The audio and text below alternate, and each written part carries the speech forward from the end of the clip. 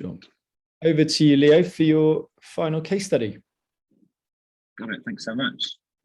Right, I can't get rid of this recorded notification. Okay, got it. Cool. Thanks for coming. Here's my case study. The problem statement or the problem hypothesis that I went into with this case study was that busy young professionals are currently frustrated by not being able to spend their time effectively. And the motivation behind choosing this problem statement was because I personally have struggled with this problem off and on in the past, particularly when it came to studying. Anecdotally, I've noticed that many of my peers seem to have this problem, not only have this problem, but it seems to be rising with new technology and social media that's coming out. And yeah, this problem seems to be supported by the number of books and online communities around productivity. And fundamentally, I think solving this would be a good thing to do. Being able to spend your time effectively, I think, is really fundamental to living a happier life. You spend more time, less time on work and more time to doing other things, and less time feeling frustrated on time that you've wasted. So my first objective was to actually reach out to my niche, some busy young professionals, and try to validate whether this lack of effective probability is actually a real acute problem for them. So what I did was I went out into some of the online productivity communities, and I recruited 7 user interviews within this target niche. And here are my notes from those interviews. But through these interviews, I did, in fact, all 7 people agreed that this was a very acute problem to them. I highlight some of the notes, the common themes on the right there. So some of the big ones were, people lacked motivation to get started. Many people tried solutions but never stuck to them. And what really surprised me was that people felt that the problem of productivity was more internal, i.e. they lacked motivation and things like that, rather than external. So external might be being distracted by social media or notifications and things like that. And that was really interesting to me because my hypothesis was that people were becoming distracted because of external factors, and really by speaking to people, it was more internal problems that needed to be addressed fundamentally.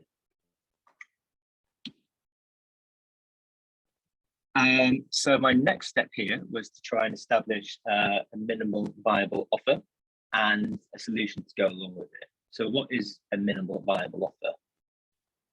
So I would define a minimal viable offer as a minimal possible offering that solves an acute problem for a particular niche.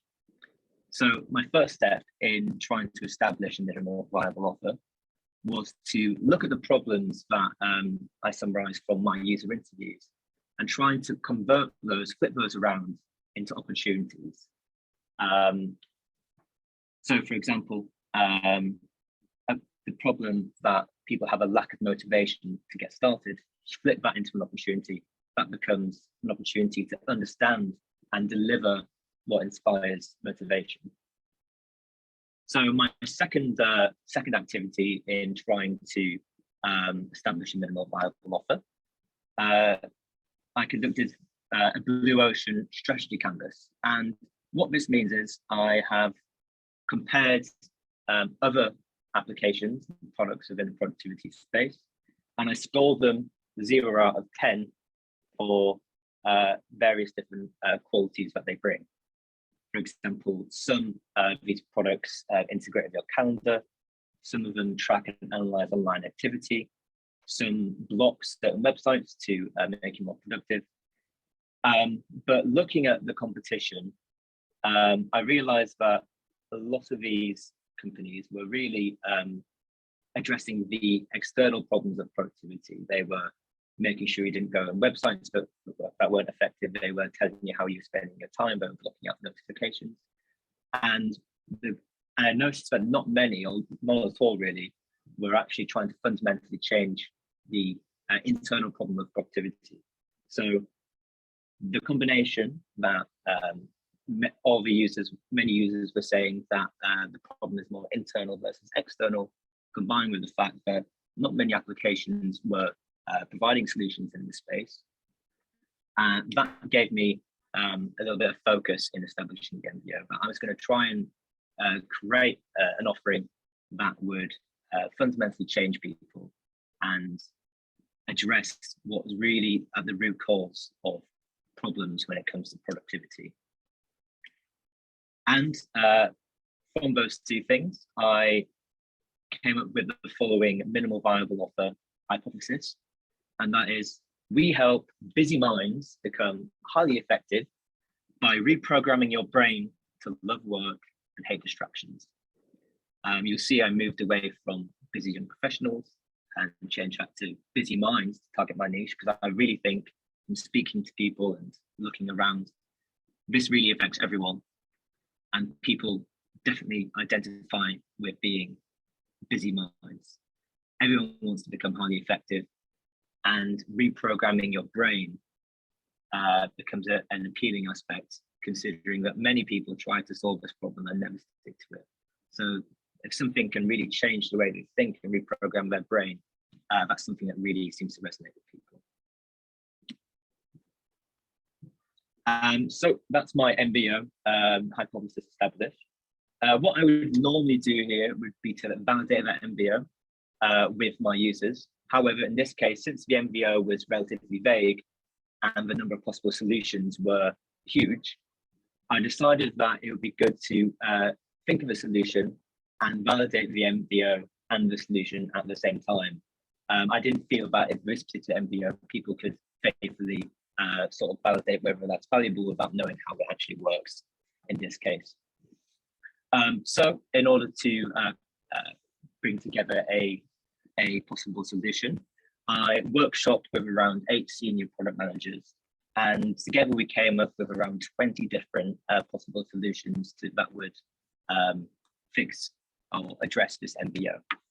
And we voted together on the most appealing solutions, and we whittled them down to 4.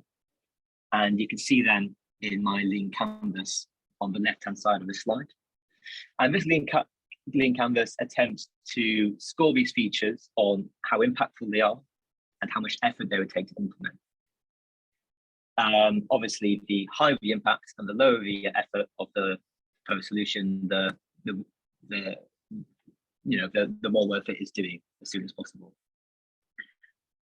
And from those features, we essentially landed on the long-term vision would be to create a course, a psychological course based in cognitive behavioral therapy that would aim to change people's brains and actually address the internal problem of productivity with proven psychology and proven methods in cognitive behavioral therapy. Obviously, creating this course is a huge amount of work. So there are a couple of steps before we achieve this product vision, but I have outlined in the strategic roadmap on the right-hand side. So the first step was to create a productivity matrix quiz. This is a sort of personality quiz type of thing, whereby people input some information about themselves and answer some questions about their relationship to productivity. This gives them a score and a sort of personality type related to productivity. And that would, we would also give them value using conditional formatting depending on the answers to their questions, and hopefully convert them to a 1-week free course of digital cognitive behavioral therapy. And hopefully once they've done that, they're hooked, they've got a lot of value out of that. And then finally, we would build a full digital behavioral therapy course, which people would pay for. So that's the sort of strategic roadmap in place at this stage. So now I have my MBO, I have my proposed solution. My objective now is to test whether this MBO and the solution actually resonate and would provide value to my target customers. So what I did first was I created a landing page for my company, Deep Focus. outlining the MBO and outlining the proposed solution. I sent this page to 100 people within my niche, and 15% of them signed up to become a beta tester of this application when it was eventually ready. And I was really, really happy with this. I was probably aiming for something around 3 to 5% conversion rate for me to be happy, but to get something approaching 15%, I think was a really, really positive result. And it really motivated me to carry on and build a prototype.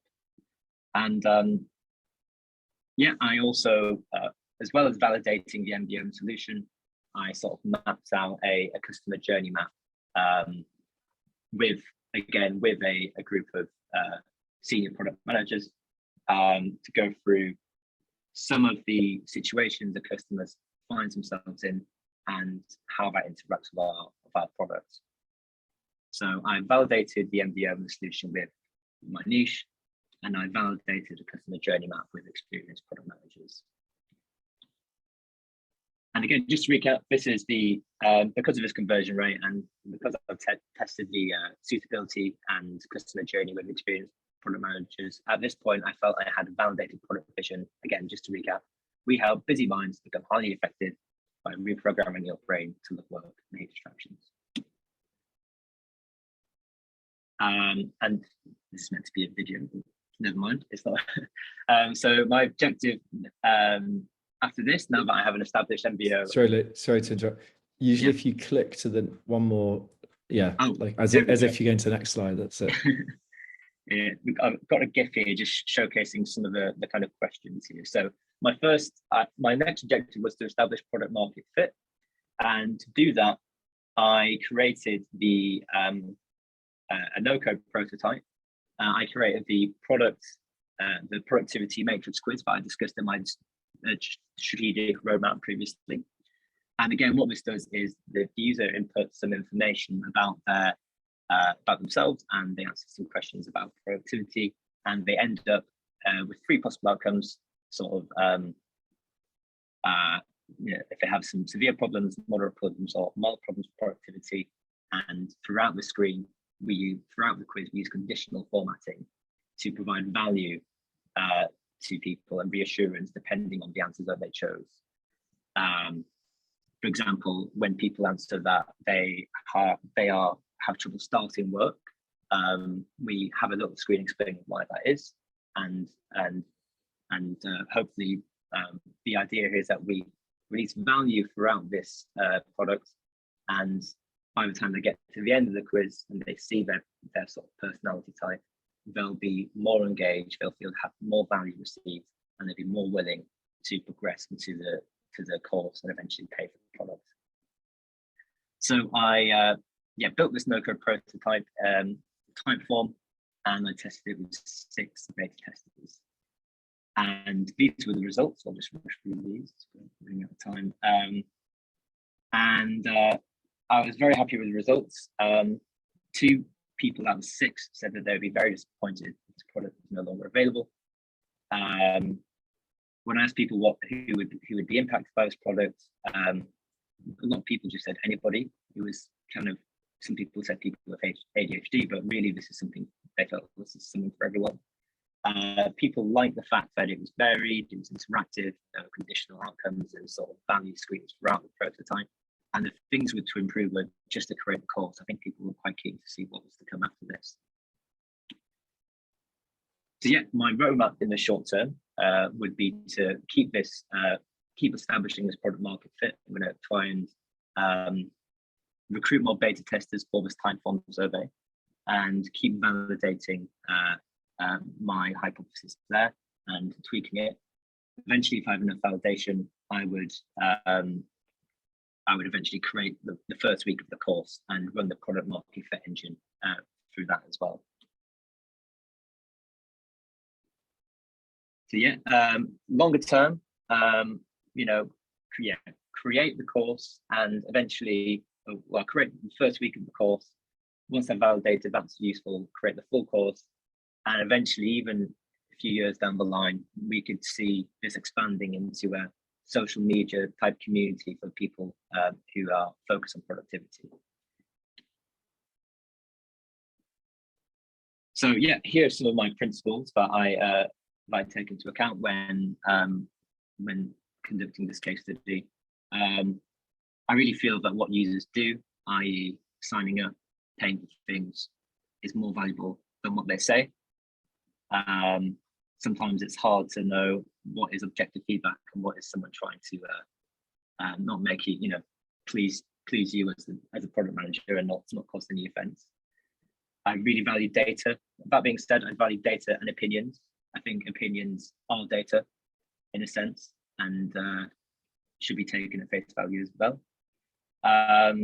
As a product manager, I think it's really important to understand the tech as much as you can, and be sort of hands-on and provide clarity to everyone throughout the process.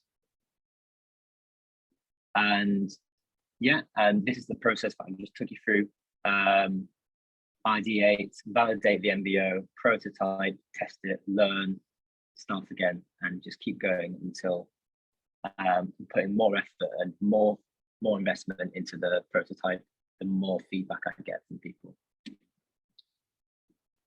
Awesome. Yeah, that's a little bit about me, and we'll leave it there for any questions. Nice. Yeah, really strong presentation, actually. Not to say I wasn't expecting that. No, it was very good. Really good storytelling. Yeah, so a couple of key points. If you want to just click through, if you go back to the problem slide and then click through, it's just helpful for your own reference for the recording. Yeah, crystal clear problem. You gave really nice context. I like these motivation points. That's important because actually it builds the story, gets people curious, and it also helps people remember, okay, why is this the problem? Why are we talking about it? Next slide. Excellent bridge into this. It's very clear when you came to this slide, like why it was relevant. You've gone, talked about this problem. Here's the problem. So, the first step was to see, was this a real acute problem? You again stated it very clearly. You bridged into the key results really clearly. Your storytelling, if you skip to the next slide here, was excellent as well.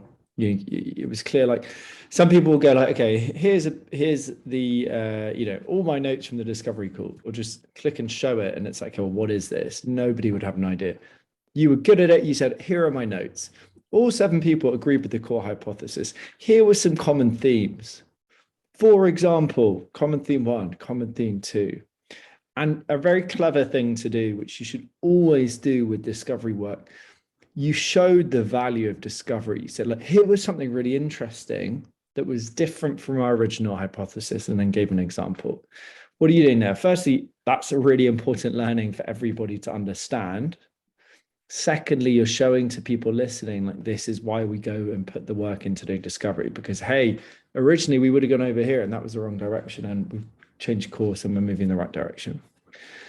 If you go to the objective 2 slide, yeah, excellent explanation of MBO and Blue Ocean. Always just put it in simple terms. You don't use clever language.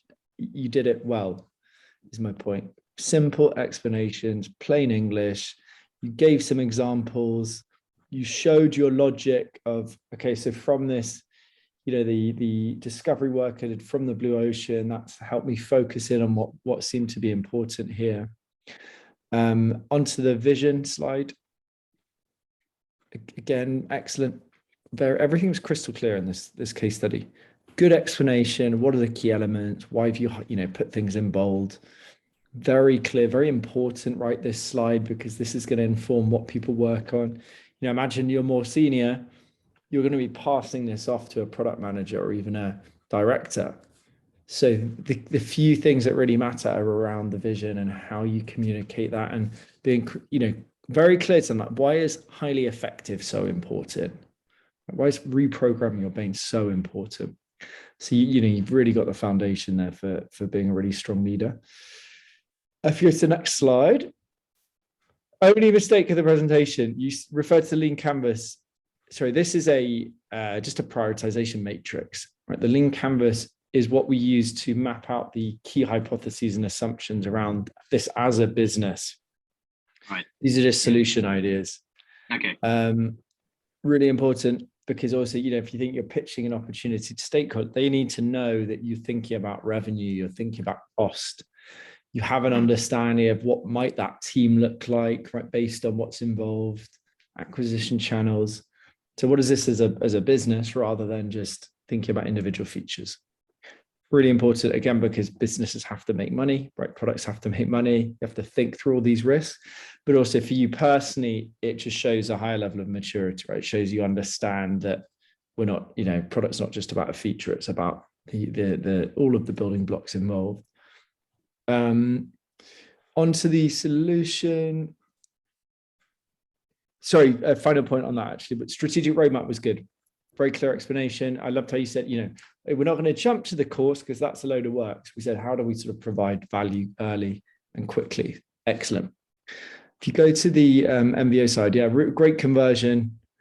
And I liked how you returned to the vision, said like, yes, we validated, we had that assumption and we've gone and validated that now. Again, you're showing the value of discovery, and also you're reinforcing why that vision is so important. Go to the PMF, really strong again. Sorry, a few more forward. Yeah.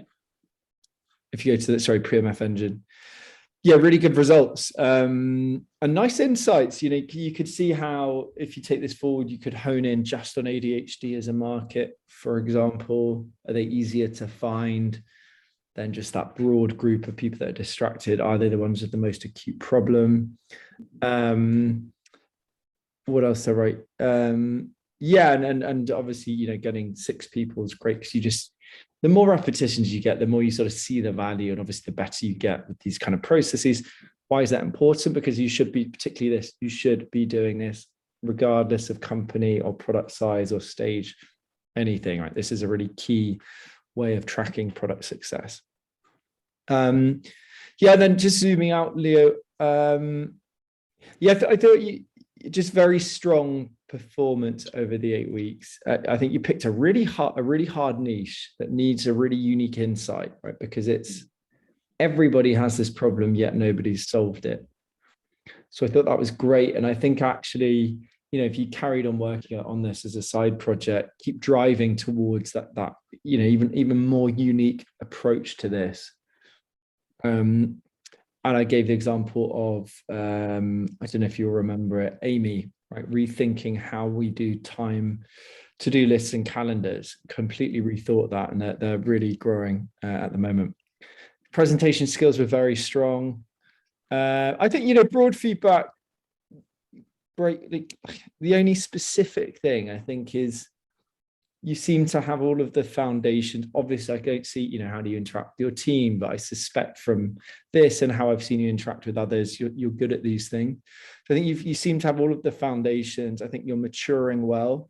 The way you talked about the frameworks, the way you owned your principles as well at the end of that, show a level of maturity sort of beyond your years of experience. I think now it's just getting more experience. So what does that mean? That means putting your hand up whenever there's an opportunity in your company, doing stuff outside of your company. Is that meetups? Is that mentorship? Is it building out, this product? Why not carry on with it? Why not look at building a no-code solution that ties in with this niche, for example, right? So, you're on a good path. I think you'll be fine, but to lift yourself up and really accelerate, it's just about putting your hand up inside and outside your company, really. That makes sense? Yeah, thanks very much. Cheers. Yeah, really good feedback. Nice. Yeah, as I said, super strong. And I think you're on the right path. So I think now it's just about keep pushing yourself, right? And it's not, it's not just the 8 weeks that we've done. It's 40 years of your career still. So continuous learning and continuous learning. Yeah, maybe not 10 hours a week. Exactly. Not 10 hours a week. You don't need to kill yourself with it, but just that exactly. Kind of be, 15, 20 minutes makes a massive impact when it compounds over time. And if you do that now, then you're going to, 5 years time, you're going to be way ahead of the curve. Awesome. Are we going to see you at the London meetup? Yes, I'll be there. So I'm looking forward to meeting you there. Awesome. Great. Well, look, I'll see you there. And yeah, nice to see sort of what you put into practice by then as well. So maybe One thing I always suggest after this call, have a think about what you want to apply immediately, what you're currently applying. Just send me that in a bullet point list. I'll add some suggestions and just add a little bit of accountability as well there. Right. Yeah. Awesome. Cheers, Luke. Well, have a good afternoon and great work with this as well.